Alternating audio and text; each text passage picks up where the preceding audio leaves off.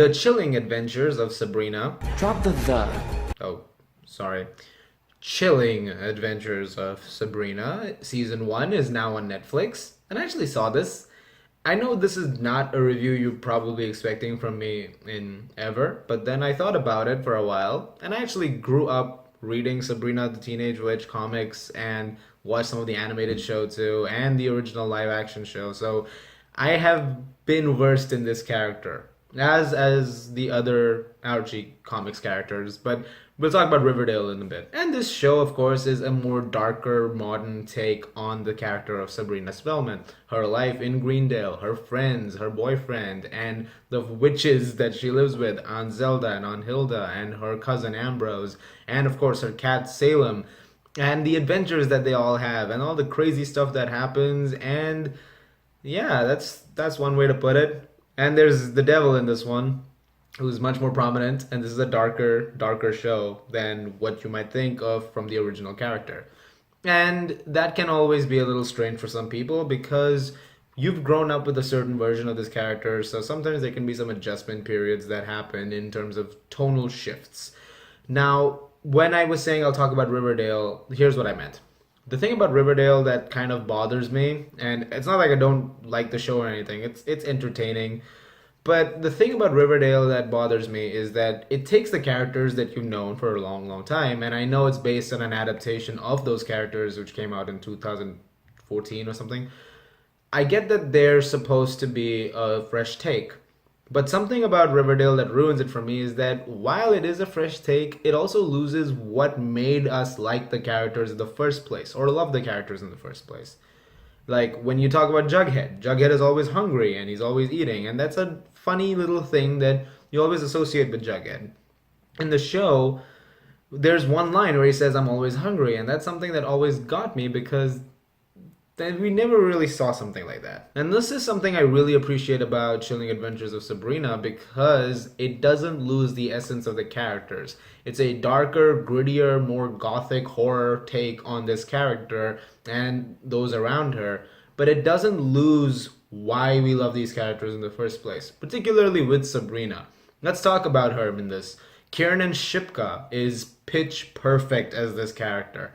This is perfect casting. Whoever came up with this decision that she has to be Sabrina, I bow to you. She is so good throughout this season, and one of the reasons she's good is because throughout every scene she's in, she's constantly energetic. She's jumping, she's excited to be in the scene, she's excited to deliver those lines. Even if some of the lines don't work, she's constantly locked into this character, and I admire that.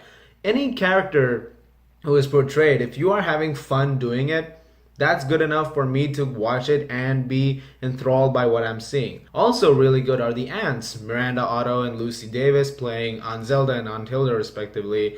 Both do a fantastic job. They're very funny. They add a lot of humor to the season, as well as some of the more darker moments whenever the plot requires. One of my issues, I guess, if I had with Sabrina was maybe she could have had a little bit more humor. You know, the actual character is a bit more humorous. But she did a good job nonetheless. That's okay. That it is a darker show, like I said. Also, Michelle Gomez as Miss Wardwell was fantastic. She also adds a lot of great depth to the characterization and the acting throughout the entire season. Also, the season looks gorgeous. The cinematography is beautiful throughout. There's some amazing shots, and it's beautifully filmed. It's wonderfully edited too. And for the most part, it's actually written pretty well. This was surprising to me because I was expecting something okay, and I actually ended up enjoying it a lot more. I can see some people watching it as just a simple guilty pleasure, and that's fine, but I was actually having a lot of fun watching it after a few episodes. I enjoyed the season for the most part, but there are some points where I think it could have been a lot better, particularly in the first few episodes. Now, here's where I enter some of my problems with the season. One of the things that constantly bothered me in the beginning of the season was its tone. It's taking a while to establish this world, and that's great, but while they were doing it, there were points where it would cut to something very serious, and then it would suddenly cut back to something that was funny and more humorous, and the music changed, and it was a very sudden change. For example, there's a scene where a character is talking about something very traumatic that happened to them many years ago. It's a very important story as we find out this is a huge moment for the character in their past. Right then, cut to high school pop music playing in the background. It just felt really abrupt. That was something that stood out to me. But surprisingly, this tonal shift and all leads me into something that I found amazing about this season, and one of my biggest positives is its world building. It creates so wonderfully this world of witches and warlocks and the kind of politics and social construct and the economic side of it, everything that exists in it, and it makes it so compelling. Even the historical aspects as some characters go through stories of things that have happened before, you're so invested in that stuff. That is something I could see more of throughout. I mean, you get a lot of it in this season.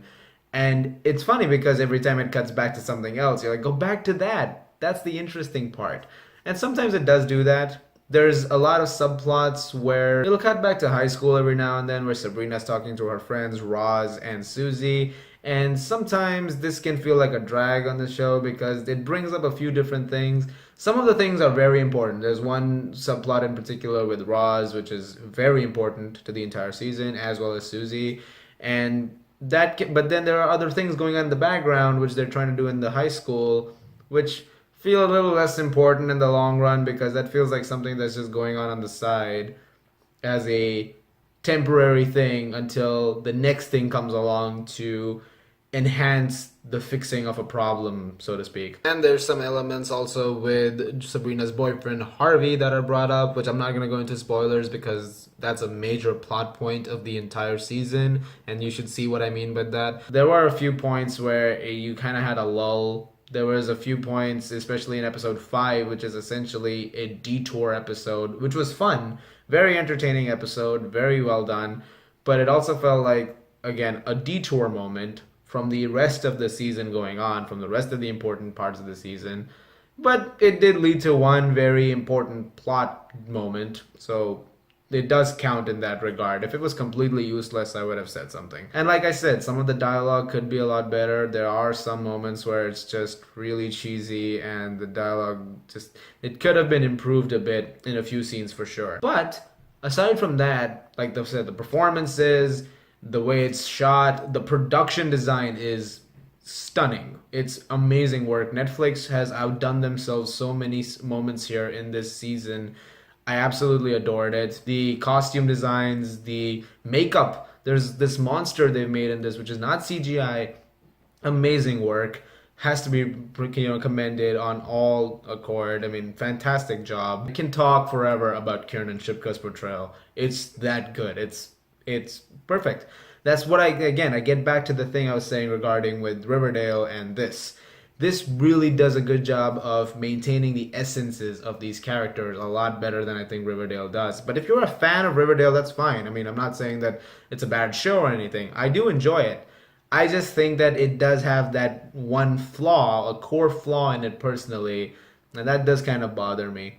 But aside from that, I actually do really recommend this season of Chilling Adventures of Sabrina. I think you're going to have a great time watching it. Like I said, it's not perfect, but it's worth your time. I'm going to give Chilling Adventures of Sabrina Season 1 a B. Guys, thank you very much for watching. Look forward to more reviews very soon. As always, if you like this, please do subscribe. And I'll see you guys at the movies.